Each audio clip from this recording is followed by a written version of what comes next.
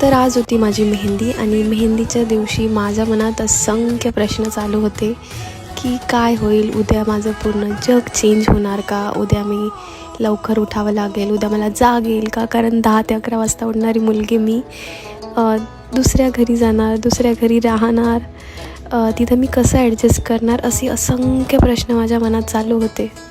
आणि मी ना western outfit घातला होता, म्हणून मी आणि माझे हजबंड आम्ही प्रत्येकाला जो पण टिका लावायला येत होतं ना त्यांना सगळ्यांना सांगत होतो की थोडंसं कमी लावा, थोडंसं कमी लावा. कारण भाई मेकअपवर किती पैसा खर्च झालेला असतो आणि ते त्यालाच कळतं ज्याने मेकअप केलेला असतो. सो तुम्ही समजू शकता आणि जेवढ्या पण ब्राईड्स आहेत त्यांना त्या माझी फिलिंग समजू शकता की एवढा महागाचा मेकअप करून तो जर थोडा पण स्पॉईल झाला तर आपल्याला नक्कीच दुःख होतं. आता ज्या पैशात मेकअप होतो आधी त्या पैशामध्ये पूर्ण लग्न होऊन जायचं, पूर्ण गाव जेवून जायचं, नाचून कुदून सगळं लग्न पार पाडायचं. पण आता तेवढ्या पैशात फक्त मेकअप होतो, म्हणून तो मेकअप पण तेवढाच इम्पॉर्टंट असतो.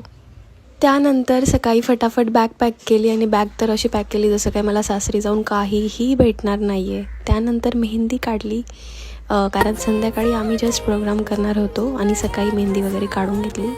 आणि माझ्या सासरच्यांनी छान असा डान्स करून मला थोडासा दिलासा दिला की मी बरोबर घरात जाते आहे असा.